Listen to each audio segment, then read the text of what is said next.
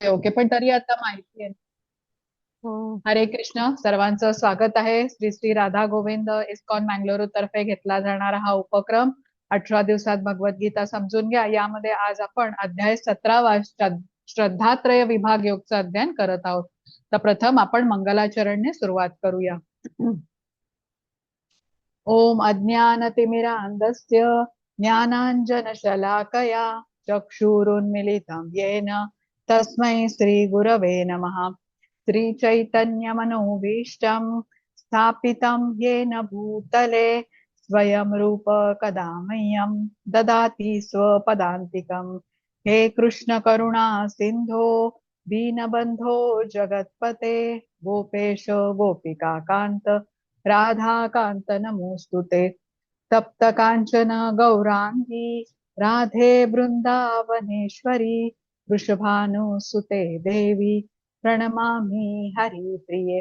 नमः ओम विष्णुपदाय कृष्णपृष्ठाय भूतले श्रीमते भक्तिवेदांत स्वामिन् इति नामिने। नमस्ते सारस्वते देवे गौरवाणी प्रचारिणे निर्विशेष शून्यवादी पाश्चात्य देशतारिणे। जय श्री कृष्ण चैतन्य प्रभु नित्यानंद श्री अद्वैत गदाधर श्रीवासादि गौर भक्त वृंद। हरे कृष्णा कृष्ण कृष्ण हरे हरे, हरे राम राम राम हरे हरे। हरे कृष्ण। सर्वात प्रथम आपण श्रीला प्रभुपाद यांना साष्टांग प्रणाम करूया, ज्यांनी आपल्याला समजेल अशा शब्दात भगवद्गीता समजावून सांगितली. त्यांनी लिहिलेल्या साध्या सोप्या भाषेमुळे भगवद्गीतेचं ज्ञान आपण ग्रहण करू शकतो आहोत. श्री श्री राधा गोविंद इस्कॉन मँगलोरचे अध्यक्ष नामानिष्ठदास प्रभूजी यांना सादर प्रणाम, ज्यांनी हा अभ्यासक्रम बनवला आणि झूमद्वारे आपल्या सर्वांना उपलब्ध करून दिला. त्यामुळे घरी बसल्या आपण या संधीचा लाभ घेऊ शकलो. अन्वय माताजींना प्रणाम करते, ज्यांनी मला भगवद्गीता शिकवली. आमच्या सर्वांच्या प्रेरणा पूजा माताजींना प्रणाम करते. वर्गाला उपस्थित राहून सेवा देणाऱ्या रेश्मा माताजींना प्रणाम. तसेच आता मी इतके दिवस तुम्हाला आज म्हणजे टेक्निकल टीम बद्दल सांगायला विसरत होते. या सर्व उपक्रमाच्या मागे एक टेक्निकल टीम असते, जिच्या सहकार्याच्या शिवाय आपल्याला हा उपक्रम चालवणं शक्य नसतं. तर सर्व टेक्निकल टीमचेही धन्यवाद. तसेच वर्गाला उपस्थित असणाऱ्या सर्व भक्तांना प्रणाम आणि सर्वांचं परत एकदा स्वागत. तर आज आपण अध्याय 17वा श्रद्धात्रय विभाग योग शिकतोय. तर प्रकृतीच्या 3 गुणांच्या अनुसार, म्हणजे आपण 3 गुण बघितले 14व्या अध्यायामध्ये. आपण सविस्तरपणे सत्वगुण, रजोगुण आणि तमोगुण हे बघितलं. आता ह्या 3 गुणांच्या वरती आधारित 3 प्रकारच्या श्रद्धा असतात. या 3 गुणांच्या प्रभावामुळे जीवनामध्ये किती विविध भागांवरती जीवनाच्या त्याचा प्रभाव दिसून येतो. तर श्रद्धेवर दिसतो, भोजनावर दिसतो, यज्ञ, तपस्या, दान या सर्वांवरती ह्या 3 गुणांचा प्रभाव पडतो. तर असं आपल्याला हे ज्ञान मिळणार आहे आजच्या अध्यायामध्ये. प्रकृतीचे गुण कसा प्रभाव टाकतात, म्हणजे हे अदृश्य बेड्यांच्या सारखे असतात म्हणूया, बंधनाला आपल्या कारणीभूत होतात. तर प्रथम श्री श्री राधा गोविंदांच्या चरणी प्रणाम करूया, त्यांचे आशीर्वाद घेऊन आजच्या अध्यायाकडे वळूया. कृष्ण कृपामूर्ती श्रीला प्रभुपाद यांनाही साष्टांग प्रणाम करूया, त्यांचेही आशीर्वाद घेऊन आजच्या अध्यायाकडे वळूया. तर कालच्या अध्यायामध्ये आपण बघितलं, जो अध्याय 16वा होता, दैवासुर संपत्त विभाग योग मध्ये आपण शिकून घेतलं की 2 प्रकारची माणसं असतात, सूर असतात आणि असुर असतात. आता दैवी गुण असलेले जे आहेत त्यांना आपण सूर म्हटलेलं आहे, आणि जे असुरी गुणांच्या सहित आहेत त्यांना असुर म्हटलेलं आहे. 26 दैवी गुण आपण जाणून घेतले आणि 6 राक्षसी किंवा असुरी गुणांच्या बद्दल आपण जाणून घेतलं. तर हे असुर कुठली कर्म करतात, त्यांचा विचार कसा असतो, त्यांचं पुढे काय होतं, बऱ्याच विस्ताराने कृष्णांनी अर्जुनाला ज्ञान दिलं कालच्या अध्यायामध्ये. आणि शेवटी हे पण सांगितलं की हे असुरी गुण बाळगल्याने पतनाला कारणीभूत होतात. हे असुरी योनीमध्ये जन्म घेतात आणि माझ्या पूर्ण विस्मरणात राहतात, असं कृष्णांनी अर्जुनाला सांगितलं. मग नरकाची 3 द्वारं म्हणजे कुठली, तर काम, क्रोध आणि लोभ असं म्हणाले कृष्ण. आणि त्यापासून सदैव तू दूर राहा असं अर्जुनाला त्यांनी सांगितलं. कारण हे माणसाच्या पतनाला कारणीभूत होतात. निम्न शरीरामध्ये माणसाचा जन्म होतो. आता आपण आजच्या अध्यायाकडे वळूया. घेता हा आता 16.23 जो श्लोक होता 16व्या अध्यायातला 23वा श्लोक होता. यह शास्त्र विधी मृत्सृज वर्तते काम कारतः सिद्धिं न वाप्नोति न सुखम न पराम गतिम. जो शास्त्रविधींचा त्याग करून स्वैराचार करतो त्याला सिद्धी सुख आणि परमगती प्राप्त होत नाही असं कृष्ण म्हणाले होते. म्हणजे शास्त्रात जे सांगितलं आहे ते न ऐकता आपल्या मनाप्रमाणे आपल्या लहरीप्रमाणे जो वागतो त्याला सुखसिद्धी प्राप्त होत नाही. तर अर्जुन इथे कृष्णांना सांगतो की अशा व्यक्तींबद्दल मला अजून माहिती सांगा.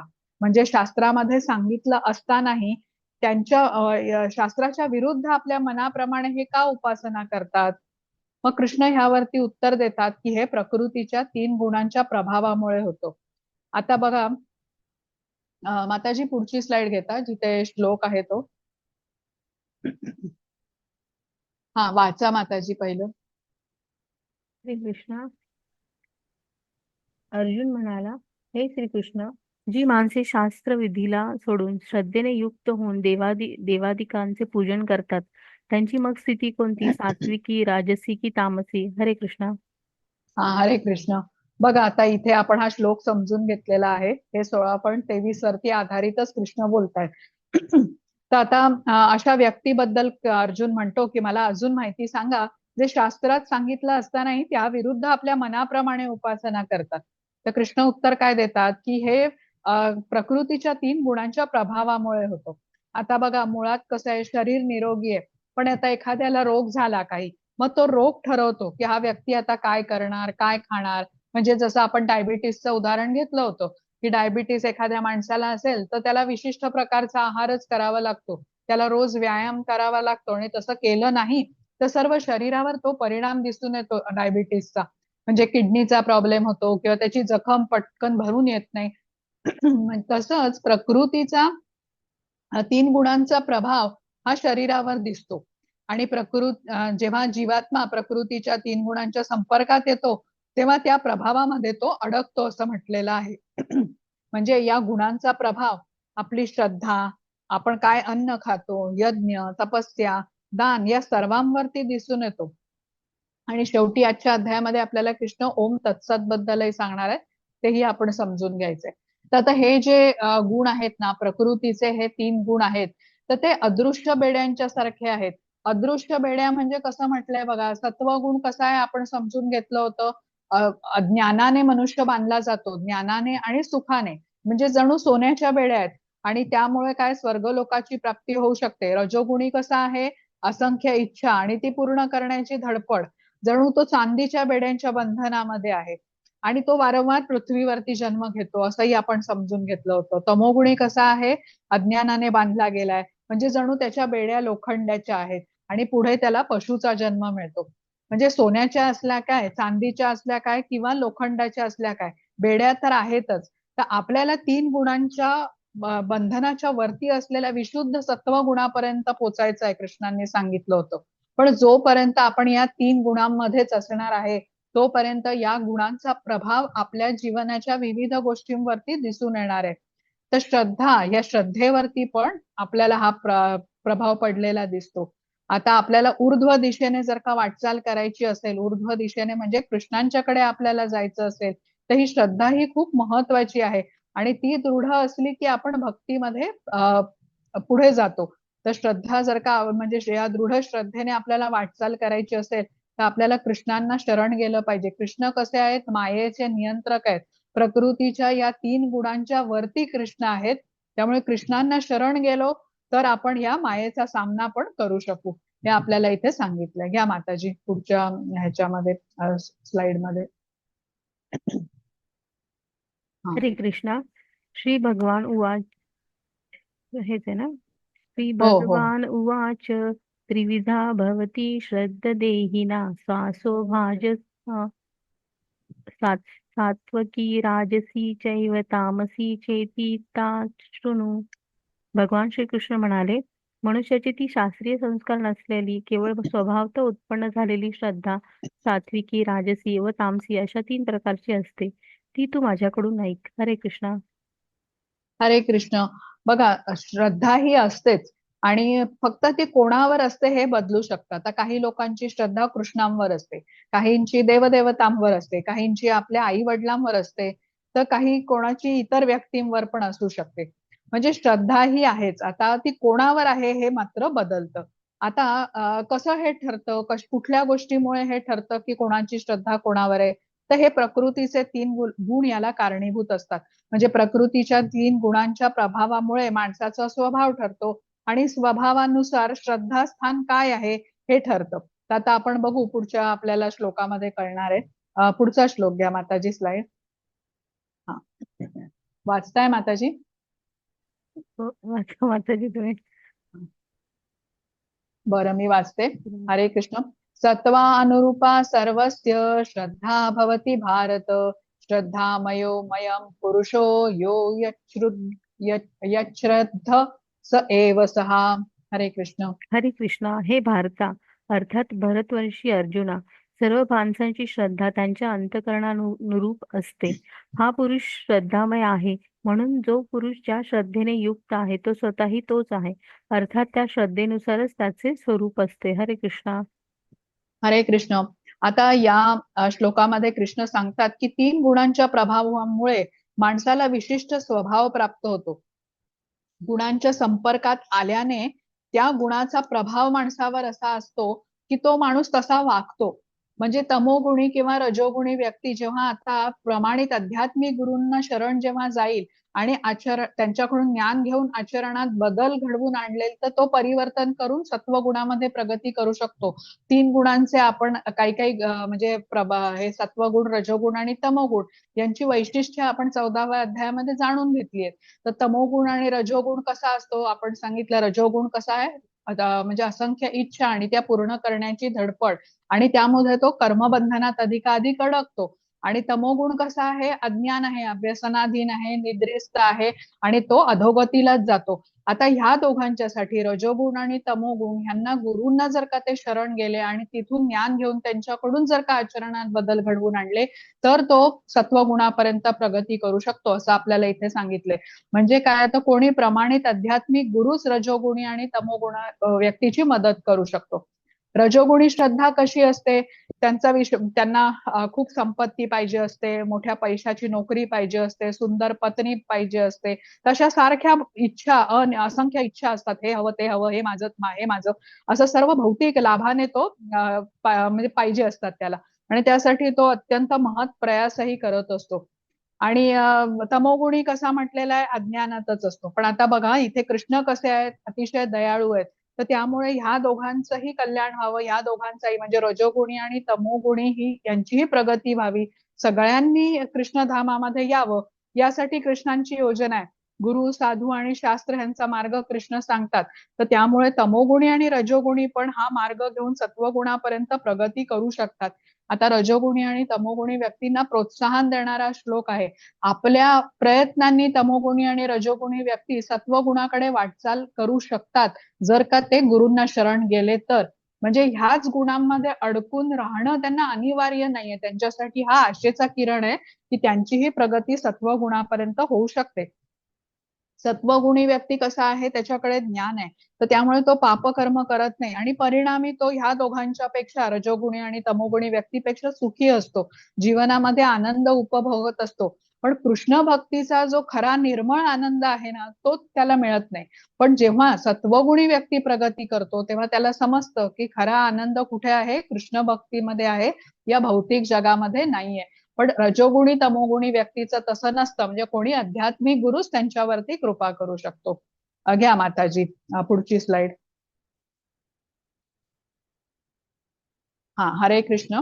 यजन्ते सात्विका देवान यक्ष राक्षसी राजसा प्रेतान भूतगणान च अन्ये यजन्ते तामसा जना. हरे कृष्ण. हरे कृष्ण. सात्विक माणसे देवांची पूजा करतात, राजसिक माणसे यक्ष राक्षसाची तसेच इतर तामसिक माणसे असतात ती प्रेत व भूत गणांची पूजा करतात. हरे कृष्णा. हरे कृष्ण. आता इथे कृष्ण सांगतात की मनुष्य कसाही असला ना तरी त्याच्या विशिष्ट प्रकारची श्रद्धा असणारच. त्याच्या स्वभावानुसार ती श्रद्धा सात्विक असेल, राजसिक असेल किंवा तामसिक असेल, आणि त्या श्रद्धेनुसार विशिष्ट लोकांशी तो संग करेल. आता जोपर्यंत गुरूंचा आश्रय हे घेत नाही एखादा व्यक्ती, तोपर्यंत हे तसंच चालत राहील. गुरूंचा आश्रय घेतल्यावर योग्य ज्ञान तो प्राप्त करेल आणि मग आपल्यामध्ये योग्य ते बदल घडवून आणेल. आता ध्रुव महाराजांचं उदाहरण आहे बघा. ते बाळ असताना वडिलांच्या मांडीवर त्यांना बसायचं असतं आणि ती सावत्र आई त्यांची काही बसू देत नाही आणि ते क्रोधित होतात. आपल्या आईला ते सांगतात आणि मला मोठं राज्य पाहिजे अशी त्यांची इच्छा असते. हा रजोगुण झाला. तेव्हा त्यांची आई त्यांना सांगते की तुला भगवंतच मदत करू शकतील ह्या कामामध्ये, तुझी इच्छा पूर्ण करायला. म्हणून मग ते जंगलात जातात, तपश्चर्या करतात.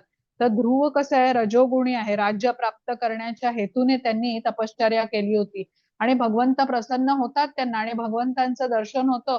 तेव्हा ते काय म्हणतात की तुमचं दर्शन झालं भगवंत, आता मला काही नको.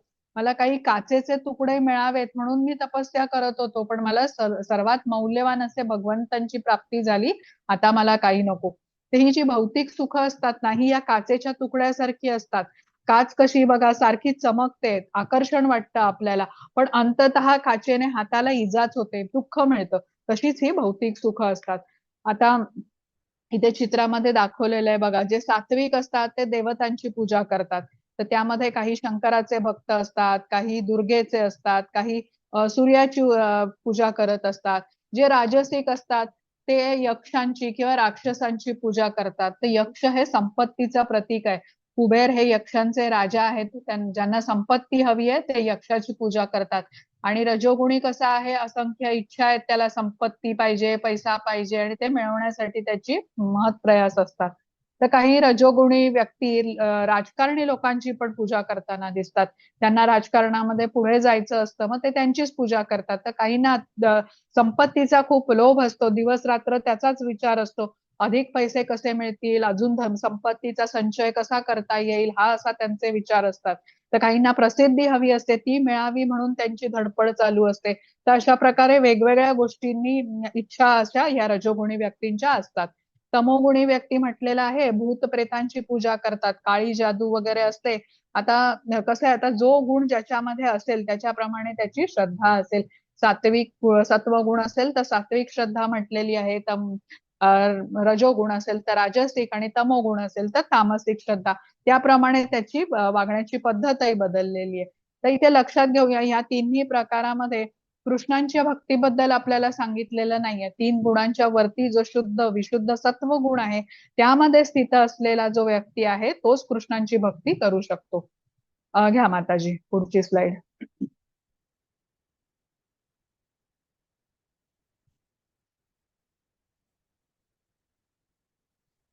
हरे हरे कृष्ण. जो कठोर तपस्या आणि तपश्चर्या शास्त्रात सांगितलेले नाहीत, जे अभिमान, अहंकार, वासना आणि आसक्ती यांच्यामुळे करतात, जे उत्कटपणे प्रवृत्त होतात आणि जे आपल्या ज्यांना तसेच आत वास करणाऱ्या परमात्म्याचा छळ करतात, त्यांना राक्षस म्हणतात. हरे कृष्ण. हरे कृष्ण. आता बघा काही लोक काय करतात, शास्त्राच्या विरुद्ध काम करतात आणि ते असं का करतात, तर काम म्हणजे ज्याला आपण म्हटलं कामना, या इच्छेने ते प्रेरित असतात आणि शरीराला अत्यंत कष्ट देतात. जसं आता रावण होता, हिरण्यकश्यपू, हे खूप कठोर त्यांनी तपस्या केलेली होती आणि आपण हे आसुरी गुण बघितले. त्यामध्ये तो माणूस आसुरी प्रवृत्तीचा जो मनुष्य आहे तो कसा विचार करतो, कोणती कर्म करतो, हे आपण समजून घेतलं.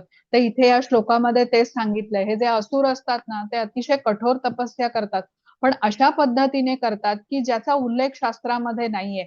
आणि हे ते का करतात, तर त्याचं कारण म्हणजे ते आसुरी जे गुण आहेत, दंभ आहे, दर्प आहे, अभिमान, अहंकार, कठोरता आणि अज्ञान, यामुळे ते करतात. आता चित्रात तुम्ही बघा वेगवेगळे तपस्या करताना लोक दाखवलेली आहेत. आता कुठे असं शास्त्रात सांगितलंय का की आपलं डोकं मातीमध्ये पुरा, शरीराला कष्ट द्या, किंवा आपल्या शक्तीचं प्रदर्शन करताना दाखवलंय. रावण दाखवलाय कैलास पर्वत उचलताना. दुसऱ्या चित्रामध्ये तुम्ही हिरण्यकश्यपू बघा, तर त्याची तर अतिशय उग्र अशी तपस्या. बरं त्याने का केली एवढी खडतर तपस्या, तर तो आपल्या पायाच्या अंगठ्यावरती अनेक वर्ष असा उभा होता हात वरती करून आणि म्हणजे शरीराभोवती वारुळ पण बनलं होतं मुंग्याचं, तरी तो विचलित झाला नाही. तर हा सगळ्या आसुरी स्वभावाचा हा प्रभाव आहे. बरं, एवढी खडतर तपस्या करण्याच्या मागचा हेतू काय होता? तर त्याला तिन्ही लोकांचं स्वामी व्हायचं होतं, त्रिलोकपती व्हायचं होतं, ब्रह्मांडाचं स्वामी बनून सर्वांनी मलाच सर्वश्रेष्ठ मानावं, सर्वांनी माझी पूजा करावी, असा त्याचा स्वार्थी हेतू होता. म्हणजे हे राक्षसी किंवा आसुरी प्रवृत्तीचे जे लोक असतात, यांच्या श्रद्धेमागे अहंकार किंवा अभिमान असतो. प्रकृतीचा भोग करण्याची त्यांची वृत्ती असते आणि असं खडतर तपस्या करून वरदान प्राप्त करायचा आणि इतरांना त्रास द्यायचा, अशी त्यांची वृत्ती असते. पण अंततः त्यांना खूप कष्ट मिळतात. आता असुर म्हणजे आपल्याला काय समजून घ्यायचंय? महाकाय असा मोठा विशाल काय, मोठे दात, लाल डोळे, अकराळ विक्राळ असा असुर म्हटलेला नाहीये. तर असुर स्वभावाचा, म्हणजे आपण जे गुण पाहिले ना, त्याला अनुसरून तो असुर आहे. आता जो आपल्या शरीराला किंवा या शरीरामध्ये स्थित परमात्म्याला जो कष्ट पोचवत आहे, त्याची श्रद्धा इथे आसुरी प्रवृत्तीचा असा तो म्हटलेला आहे. आता जशी ज्याची श्रद्धा त्याप्रमाणे तो वर्तणूक करतो, हे आपल्याला या चित्रावरून समजलंय बघा. घ्या माताजी पुढची स्लाइड. हरे कृष्णा.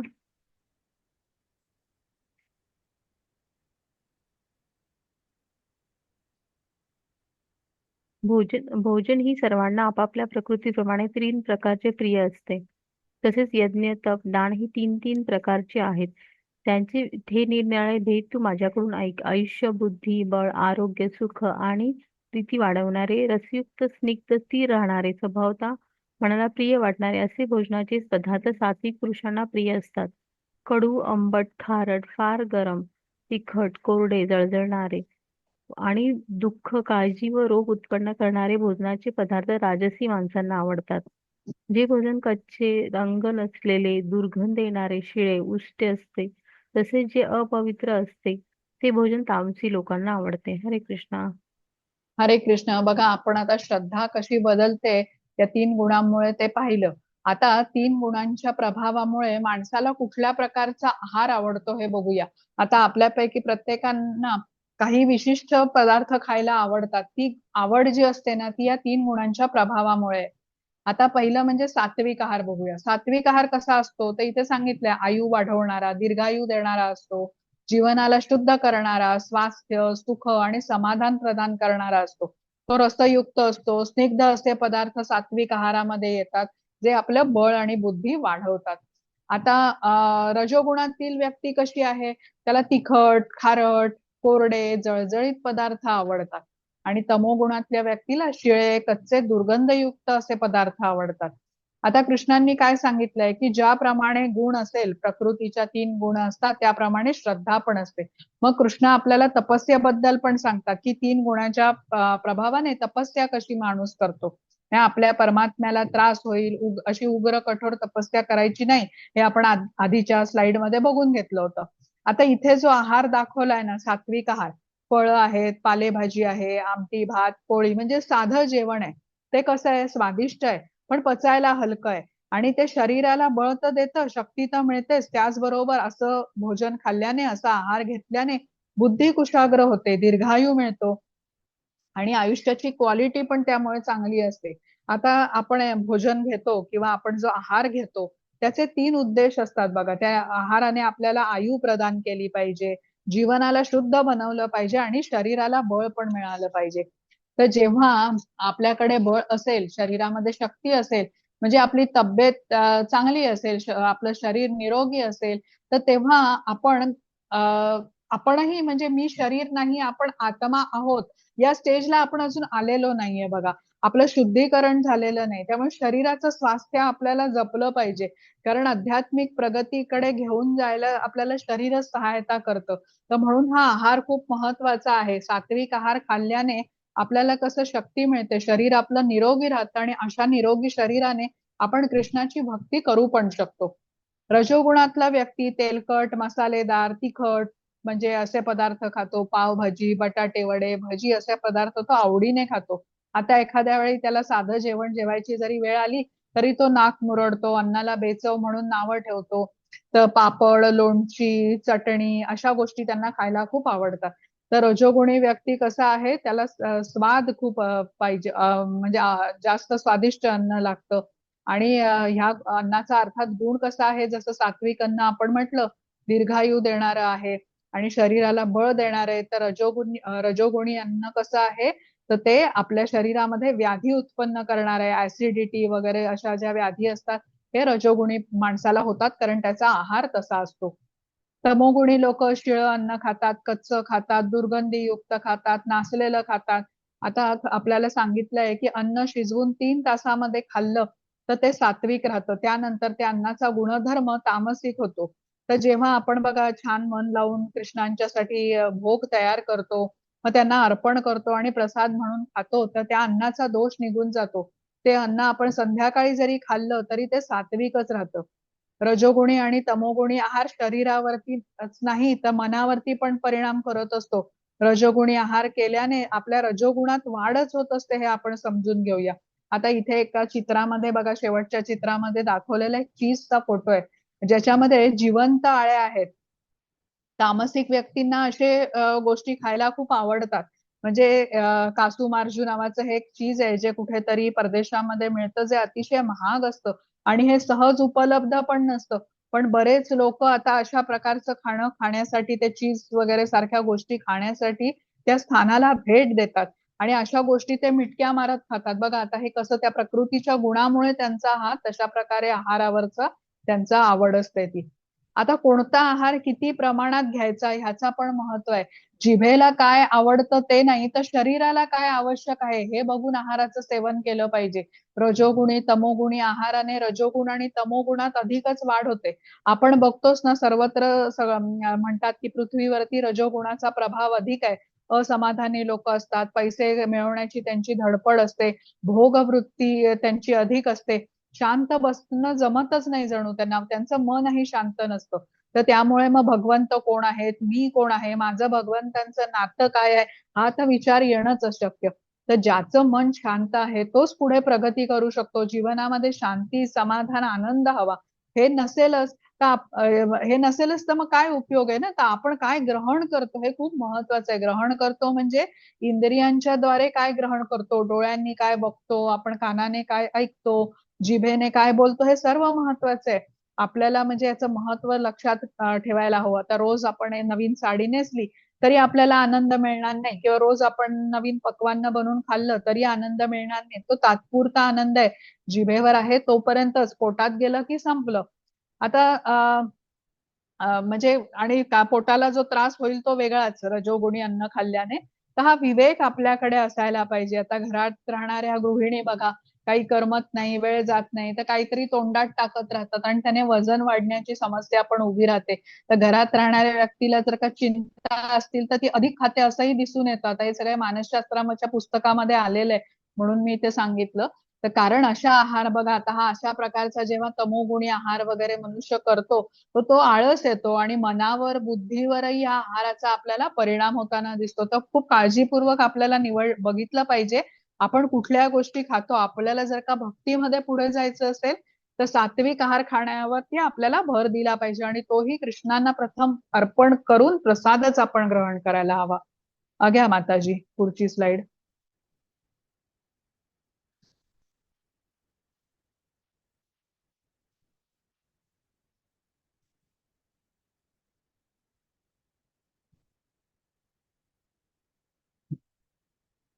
कृष्ण हरे कृष्ण माताजी, पुढची घेता स्लाइड. हा.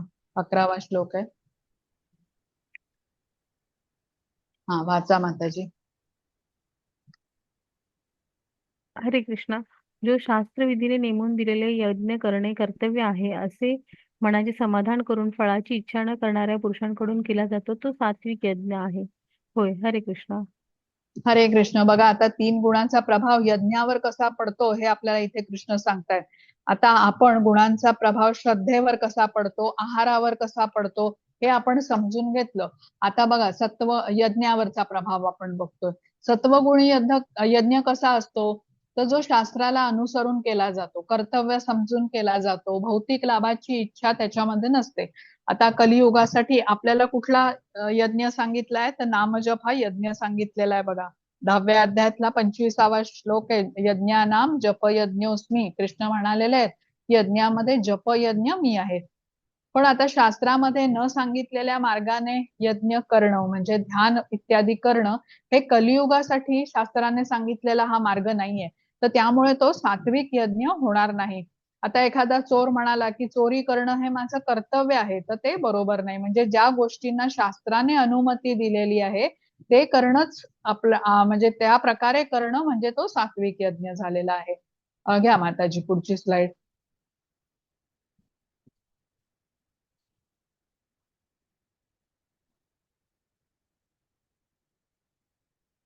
हरे कृष्ण. हा वाचा. परंतु हे भरतश्रेष्ठा अर्थात भरतवंशीयामध्ये श्रेष्ठ अर्जुना, केवळ दिखाव्यासाठी किंवा फळ ही नजरेसमोर ठेवून जो यज्ञ केला जातो तो यज्ञ तू राजस समज. हरे कृष्णा.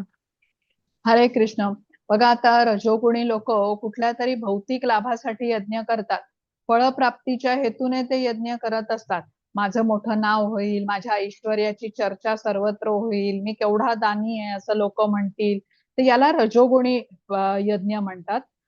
कृष्ण भावना भावित व्यक्ती कशी असते बघा, ती पूर्णतः कृष्णांवरती अवलंबून असते. असं यज्ञ याग करून लाभ मिळवण्यासाठी तो अशी कर्तव्य म्हणजे अशा प्रकारचं कार्य करत नाही.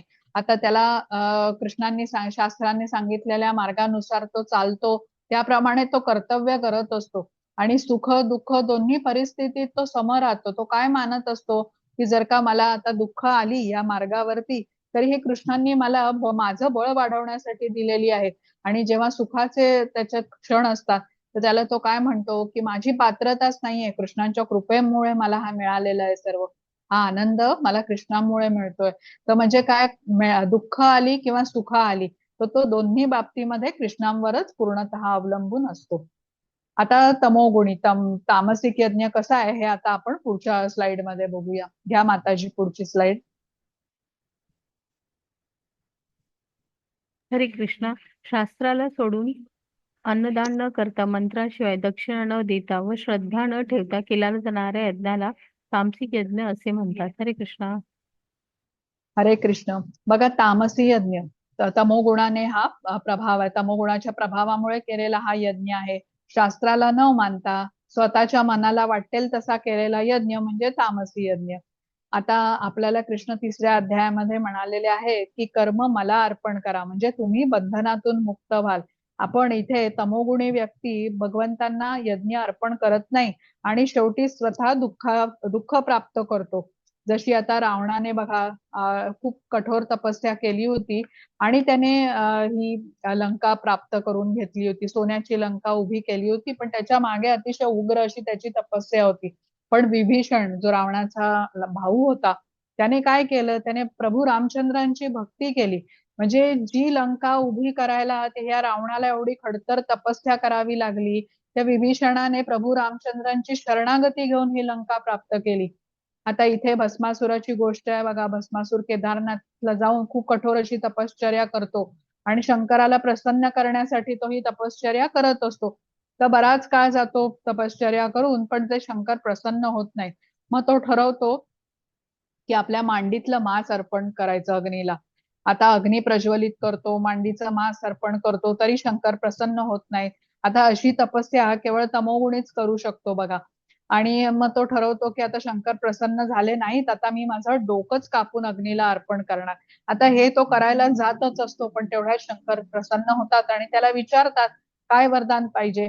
तर तो म्हणतो की ज्यावर मी हात ठेवेन त्याचं भस्म होऊ देत, असा वर मला तुम्ही द्या.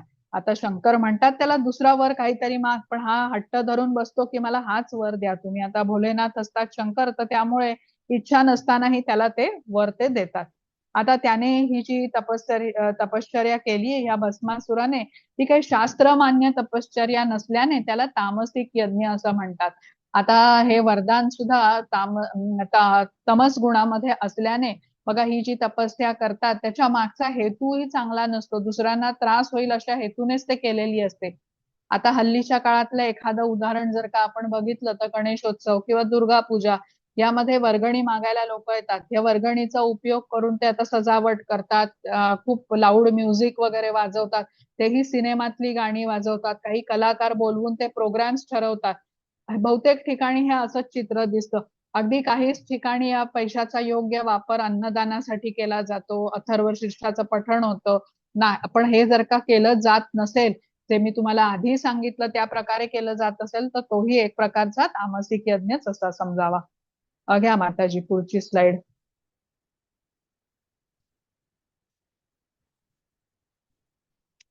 हा, हरे कृष्ण. देवद्विज गुरु प्राज्ञ पूजनम शौचम आर्जवम ब्रह्मचर्यम अहिंसा च शारीरम तप उच्यते. हरे कृष्ण. हरे कृष्णा. देव, ब्राह्मण, गुरु व ज्ञानी यांची पूजा करणे, पावित्र्य, सरळपणा, ब्रह्मचर्य आणि अहिंसा हे शारीरिक तप म्हटले जाते. हरे कृष्णा. हरे कृष्ण. आता इथे गुणांचा प्रभाव तपस्येवर कसा पडतो हे आपल्याला सांगितलेलं आहे. तपस्या 3 प्रकारची असते. बघा आता इथे कायिक, वाचिक आणि मानसिक. आता मनाची म्हणजे मनाची, वाणीची किंवा शरीराची. आता कृष्ण इथे अर्जुनाला काय सांगतायत की शारीरिक तपस्या सत्वगुणातील व्यक्ती कसा करतो, तर तो भगवंतांची सेवा करतो. गुरु, ब्राह्मण, आपले माता पिता यांची सेवा करतो, आपल्या शरीराला पवित्र ठेवतो, शुद्ध सरळ असं जीवन जगून तो अहिंसा पाळतो, म्हणजे अनैतिक संबंध ठेवत नाही. ही सर्व शारीरिक तपस्या म्हटली जाते. आता इथे सेवा करताना निर्मळ मनाने काही म्हणजे हेतू प्राप्तीच्या इच्छेने हे केलेली नाहीये. आता अहिंसा, अहिंसा म्हणजे आपण जाणून घेतलं होतं की इतर जीवाची हत्या न करणे हा तर अर्थ आहेच, पण सर्वांना कृष्ण भावनेचं ज्ञान देणे हाही त्याचा अर्थ आहे. सर्व प्राणी मात्रांकडे समभावाने वागतो तो, आणि म्हणजे केवळ माणसांकडेच नाही तर इतर प्राण्यांनाही म्हणजे तो त्रास देत नाही, म्हणजे तो समभाव झाला. तर तसंच म्हणजे कृष्ण भावना भावित जीवन ज्याला म्हणतात ना, तसा तो जगत असतो. तर ही झाली आता सात्विक तपस्या. माताजी पुढची स्लाइड घ्या. आता वाणीच्या तपस्येबद्दल आपल्याला पुढच्या स्लाइड मध्ये सांगितलेलं आहे.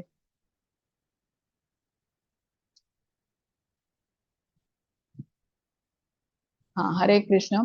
अनुद्वेगकरं वाक्यं सत्यं प्रियं हितं च यत् स्वाध्याय अभ्यासनं चैव वाङ्मयं तप उच्यते. हरे कृष्ण. हरे कृष्णा. जे दुसऱ्यांना बोचणारे, प्रिय, हितकारक व यथार्थ भाषण असते ते, तसेच वेदशास्त्रांचे पठण व परमेश्वराच्या नामजपाचा अभ्यास हेच वाणीचे तप म्हटले जाते. हरे कृष्णा. हरे कृष्ण.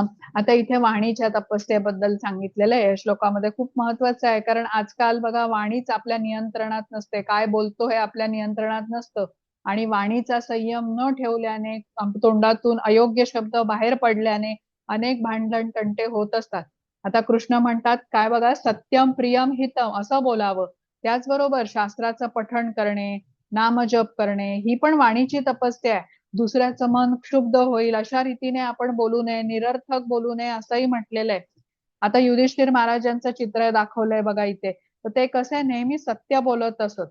आता सत्य बोलताना पण दुसरा व्यक्ती दुखावला न जाईल अशा प्रकारे पण आपल्याला सत्य बोलता येतं. आता कसं बोलायचं अशा प्रकारे सत्य, हेही शास्त्र आपल्याला शिकवतात.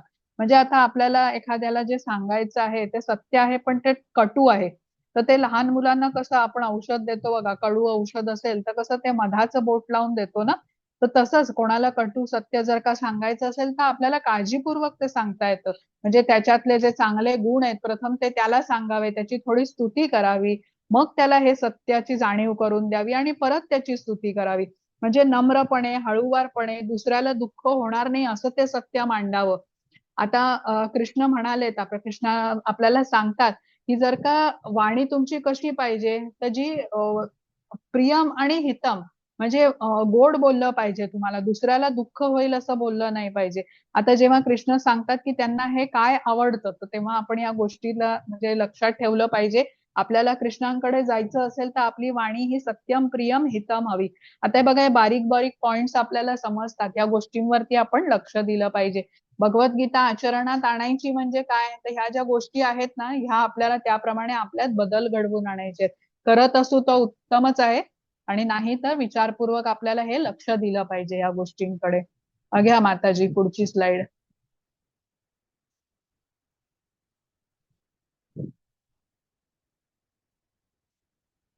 आता या पुढच्या स्लाइडमध्ये आपल्याला मनाच्या तपस्येबद्दल सांगितलेलं आहे, ते बघूया आपण.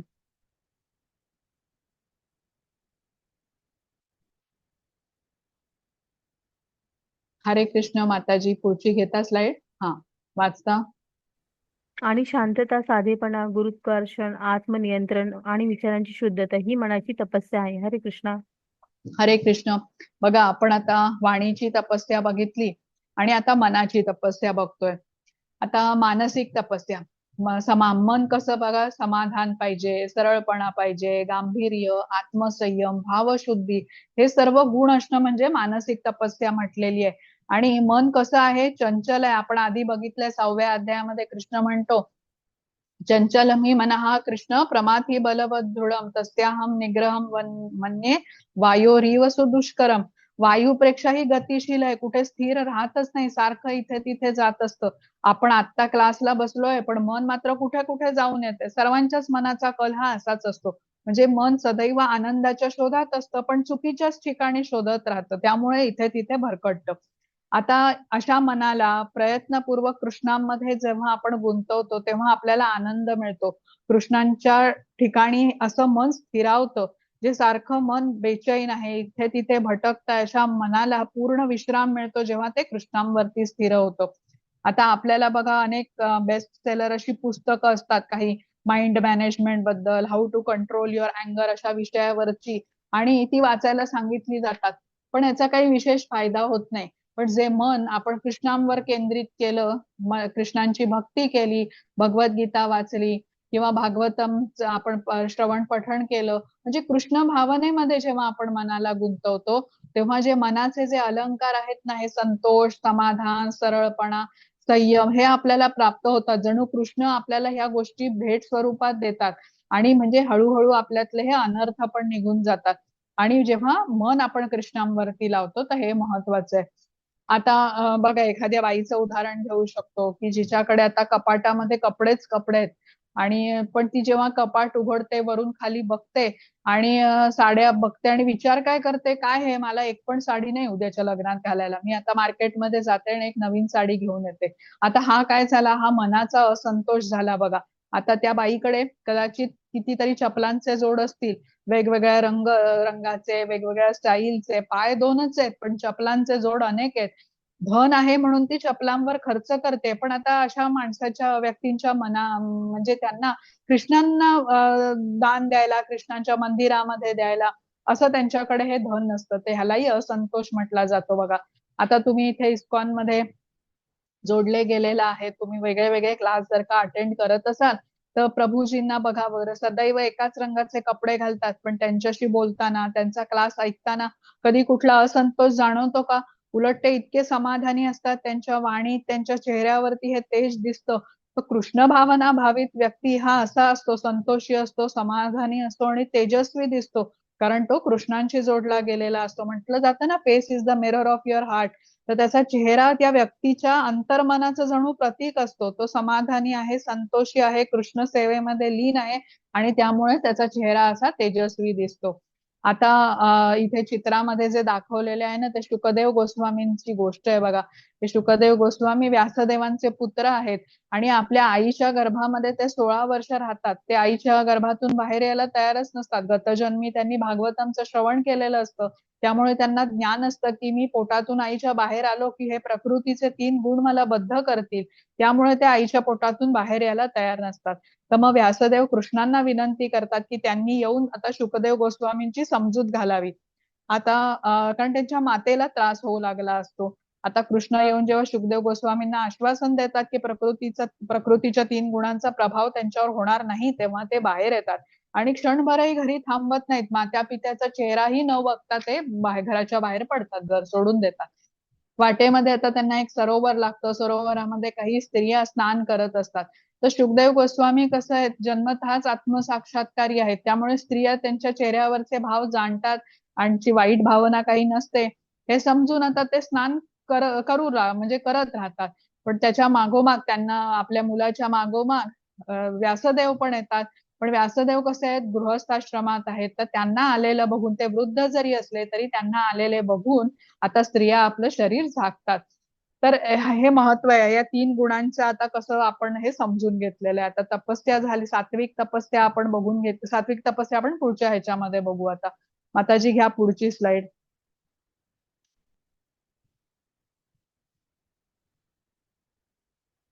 हा 17वा श्लोक आहे, वाचते मी एक मिनिट. हा, हरे कृष्ण. श्रद्धया परया तप्तं तपः तत त्रिविधं नरै अफल आकांक्षभिः युक्तैः सात्विकं परिचक्षते. हरे कृष्ण. हरे कृष्णा. फळाची इच्छा न करणाऱ्या योगी पुरुषांकडून अत्यंत श्रद्धेने केलेले वर सांगितलेले तिन्ही प्रकारच्या तपाला सात्विक तप म्हणतात. हरे कृष्ण.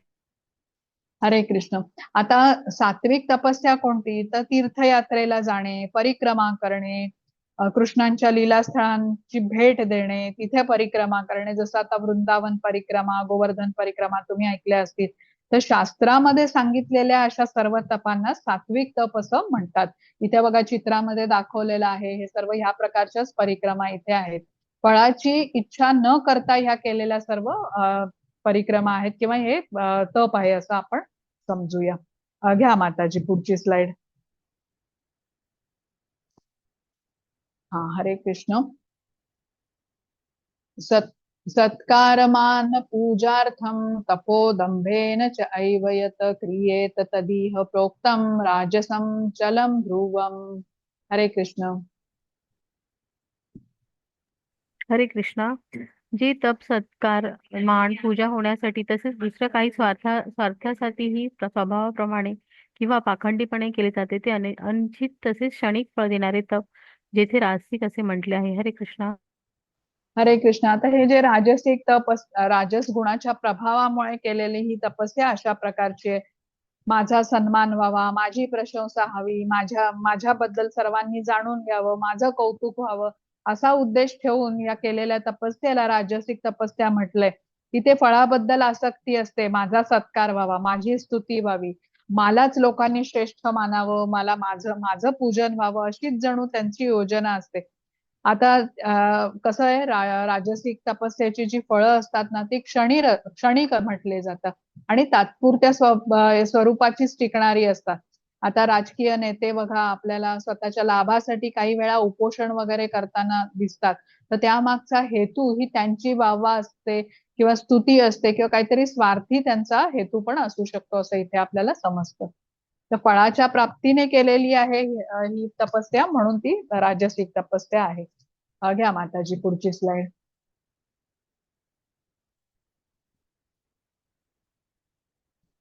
हा, हरे कृष्ण. मूढाग्राहेणात्मनो यत्पीडया क्रियेत तपः परस्य उत्सादन अर्थम वा तत् तामसम उदारुतम. हरे कृष्ण. हरे कृष्णा. जे तप मूर्खतापूर्वक हट्टाने मन वाणी आणि शरीरांना कष्ट देऊन किंवा दुसऱ्याचे अनिष्ट करण्यासाठी केले जाते ते तप तामसिक म्हटले जाते. हरे कृष्णा. हरे कृष्ण. बघा तमोगुणी कसा आहे, अज्ञानामध्येच आहे, तर त्याची सगळीच कार्य तशी असतात, त्याची श्रद्धाही तशीच असते, यज्ञही तो अज्ञानामध्येच करतो. आणि आता ही तपस्या आपण सांगितलेली आहे. हिरण्यकश्यपूचं इथे उदाहरण घेतलेलं आहे. एवढी कठोर तपस्या त्याने केली, पण कशासाठी? दुसऱ्याला दुःख देण्यासाठी, दुसऱ्याचं अनिष्ट करण्यासाठी. मी जे करतो ते कोणी ऐकलं नाही तर मी त्याला नष्ट करेन असं तो म्हणायचा. बघा, मी एवढी शक्ती तप करून प्रदान केलेली आहे, सर्वांनी माझी पूजा केली पाहिजे, सर्वांनी मला सर्वश्रेष्ठ मानलं पाहिजे, विष्णूला नाही, अशी जी ही तपस्या आहे ती तामसिक स्वरूपाची तपस्या आहे. तमोगुण कसा आहे, अज्ञान आहे, आणि या अज्ञानामुळे मनुष्य काय अधोगतीलाच जातो. आता हे असे तामसिक तपस्या करणारे स्वतःला तर कष्ट देतातच आणि इतरांनाही स्वतःमुळे कष्ट देतात, इतरांनाही पीडा देतात. घ्या माताजी पुढची स्लाइड. हा, हरे कृष्ण. दातव्यम इति यद्दानं दीयते अनुपकारिणे देशे काले च पात्रे च तद्दानं सात्विकं स्मृतम. हरे कृष्ण. हरे कृष्णा. कर्तव्यापोटी परताव्याची अपेक्षा न ठेवता योग्य वेळी व स्थळी योग्य व्यक्तीला दिलेले दान हे सात्विक मानले पाहिजे. हरे कृष्णा. हरे कृष्ण. आता 3 गुणांनी दान कसं प्रभावित होतं हे आपल्याला इथे सांगितलेलं आहे बघा.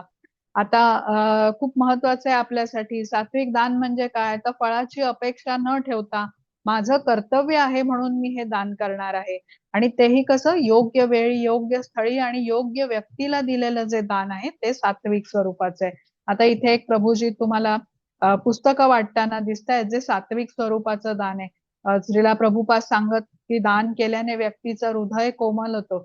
जो व्यक्ती दान करत नाही, सगळं काही माझंच आहे म्हणून संग्रह करतो, तर त्याचं हृदय कसं कठोर असतो आणि कठोर हृदयामध्ये कृष्ण वास करत नाहीत.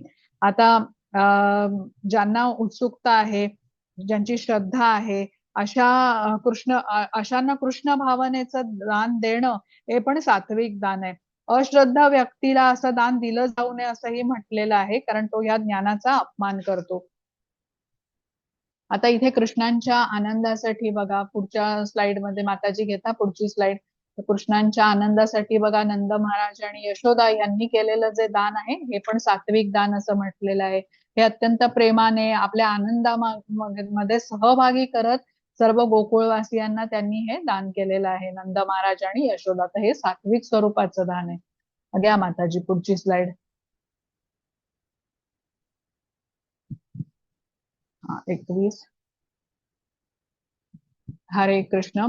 यत्तु प्रत्युपकारार्थं फलम् उद्दिश्य वा पुनः दीयते परिक्लिष्टं तद्दानं राजसंस्कृतम्.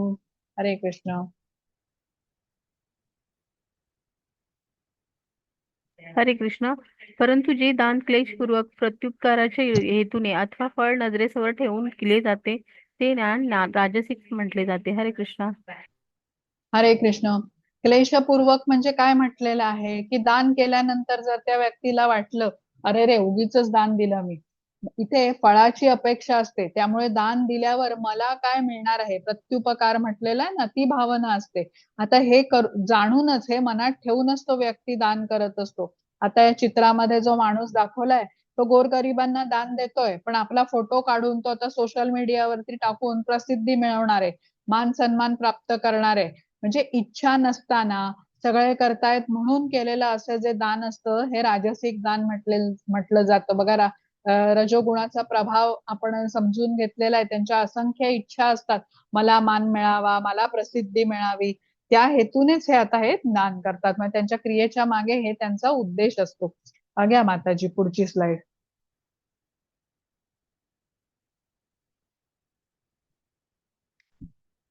हा, हरे कृष्ण.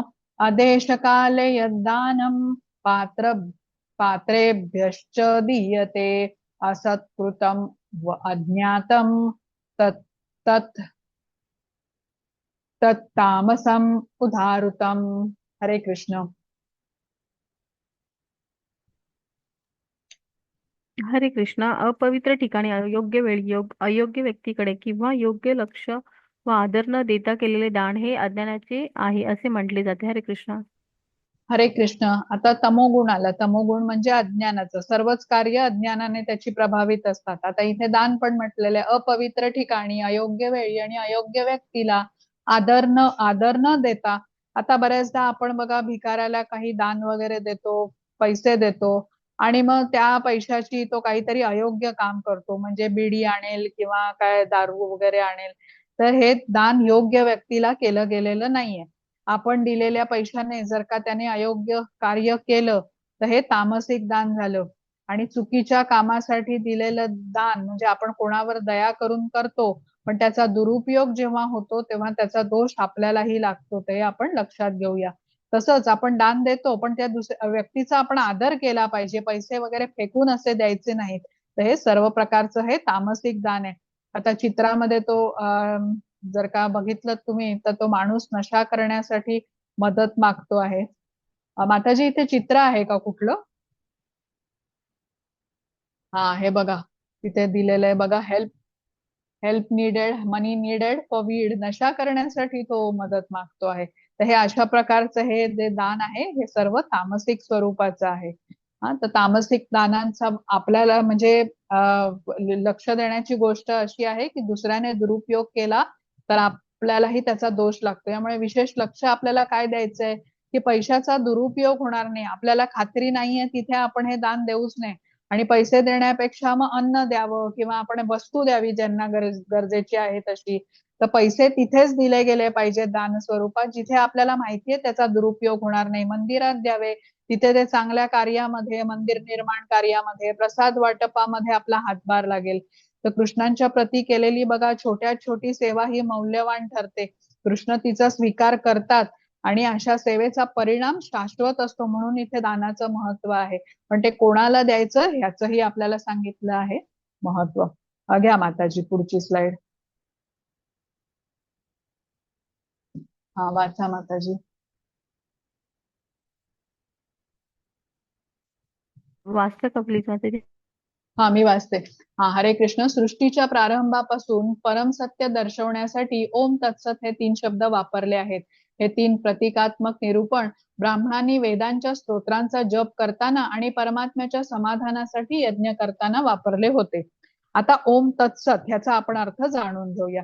तर इथे काय सांगितलंय की कुठलंही कार्य आरंभ करताना, मग ते यज्ञ असेल, दान असेल, तेव्हा सुरुवात करताना ओम तत्सत हे करायचं. आता ह्याचं महत्व काय आहे हे आपण समजून घेऊया. ब्रह्मदेवांना सृष्टी निर्माण करण्याचं कार्य दिलं गेलं होतं बघा. आता आपणही एखादं मोठं प्रकल्प हाती घेतो आणि जेव्हा काम सुरू करतो तेव्हा आपण घरातल्या ज्येष्ठ व्यक्तींचे, आई वडिलांचे आशीर्वाद घेतो ना. तसंच ब्रह्मदेवांनी जेव्हा ही सृष्टी निर्माण करण्याचं कार्य करत असताना प्रथम कृष्णांची प्रार्थना केली. हे सर्व कार्य नीट पार पडावं या हेतूने त्यांनी ओम तत्सत हे 3 शब्द वापरले आणि तेव्हापासून ही परंपरा झाली. आता आपणही अशा कित्येक परंपरा बघा, पिढीजात परंपरा पाळत असतो आणि तुम्ही विचारलं की हे तुम्ही असं का करता, तर आपल्याला त्या सांगितलं जातं की आमचे आई वडीलही असंच करत होते, आम्ही तर त्याच प्रकारे करतो. तर असंच आपण कुठल्याही कार्याचा आरंभ करत असताना कृष्णांची जेव्हा प्रार्थना करतो, ओम तत्सत म्हणतो, तिथे आपण कृष्णांना विनंती करतो की मी हे कार्य करायला जात आहे, काही चूक झाली तर मला तुम्ही ज्ञान द्या आणि योग्य प्रकारे कार्य करण्याची तुम्ही मला बुद्धी द्या. तर ह्या ओम तत्सतचा अर्थ आहे. घ्या माताजी पुढची स्लाइड. ह्याच्या पुढची घ्या.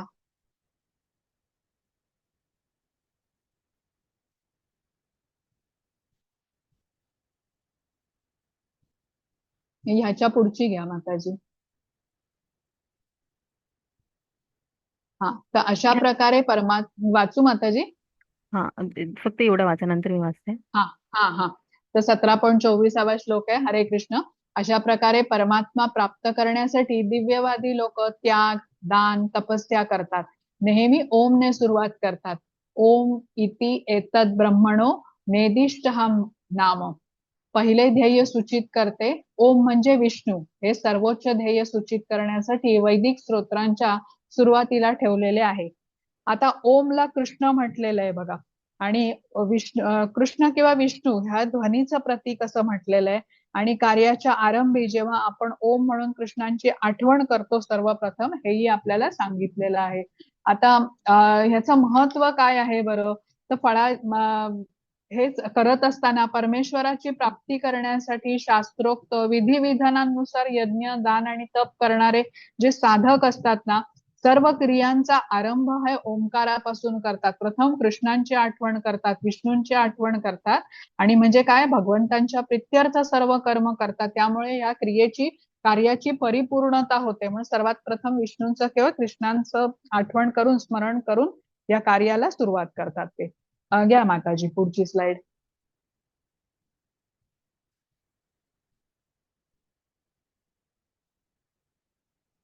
हा, आता इथे तत् या शब्दाचा अर्थ सांगते माताजी, इथे काही वाचायचं नाहीये. हा मी सांगते. आता तत् या शब्दाचा अर्थ या स्लाइड मध्ये आपल्याला सांगितलेलं. तत् म्हणजे काय, तर आपण जे कार्य करतो ते कृष्णांसाठी करतोय. म्हणजे फळाची इच्छा न करता कृष्णांच्या आनंदासाठी आपण जेव्हा यज्ञ, तप, दान इत्यादी करतो तर त्यावेळेला ते तत् म्हटलेलं आहे. आता त्यामुळे काय ह्याचा काय लाभ आहे, तर आपण भौतिक बंधनात अडकत नाही. कृष्णांच्या आनंदासाठी आपण हे करतोय, म्हणजे कर्माचं जे फळ आहे तेही आपण कृष्णांना देतो आहे. त्यामुळे या कार्याच्या मधून आपण अलिप्त होतो. हे ह्याचं महत्व आहे. आपण आधी पण शिकून घेतलेलं आहे बघा. हे कृष्णांच्या आनंदासाठी कर्म केल्याने, कर्माची फळं कृष्णांना दिल्याने, अर्पण केल्याने आपण कार्याच्या बंधनामध्ये अडकत नाही, हे आपल्याला इथे महत्व सांगितलेलं आहे. घ्या माताजी पुढची स्लाइड.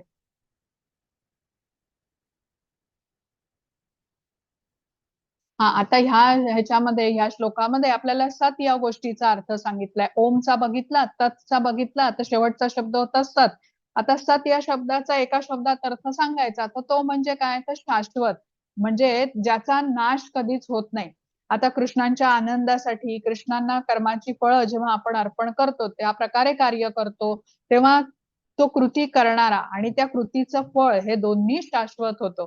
म्हणून ओम तत्सत असं म्हटलेलं आहे. त्याने ओम तत्सत म्हणून जेव्हा आपण तप करतो, दान करतो, तेव्हा आपण जणू प्रार्थना करतो की कृष्णा, मी हे जे कार्य करतो आहे ते तुम्हाला अर्पण करतो आहे आणि जो लाभ असेल तोही मी तुम्हाला अर्पण करतोय. तो ओम म्हणजे काय म्हटलेलं आहे, विष्णू. तत् म्हणजे तुम्हाला अर्पण आणि सत म्हणजे कार्याचं फळ शाश्वत होवो.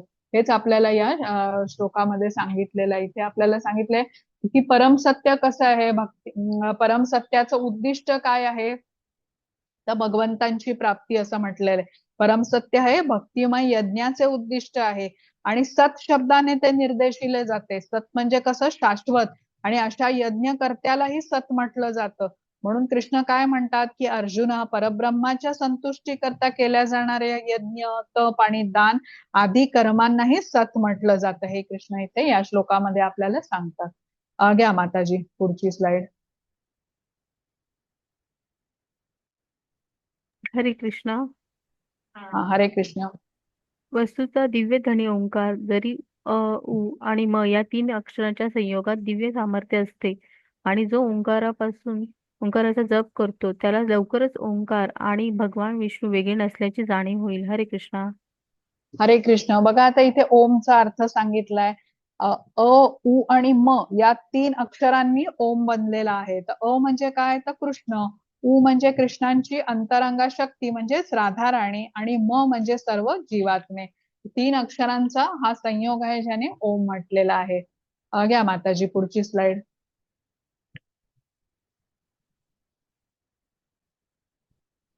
हा, हे तेच ओम बद्दलच आपल्याला सांगितलेलं आहे. बघा इथे त्यांनी दिलेलं आहे की अ म्हणजे कृष्ण किंवा विष्णू, उ म्हणजे कृष्णांची जी शक्ती आहे अंतरंगा राधा राणी, आणि म म्हणजे सर्व सजीवांना हे सूचित करते. हे चैतन्य चरितामृतच्या आदी लीला मधून घेतलेलं हे ज्ञान आहे. ह्याचा संदर्भ इथे आपण घेतलेला आहे.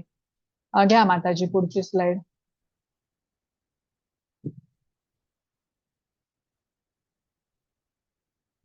हरे हा, वाचा कृष्णा. माताजी. हे पार्था अर्थात पृथा पुत्र अर्जुना, श्रद्धेशिवाय केलेले हवन, दिलेले दान, केलेले तप आणि जे काही केलेले शुभ कार्य असेल ते सर्व असत म्हटले जाते.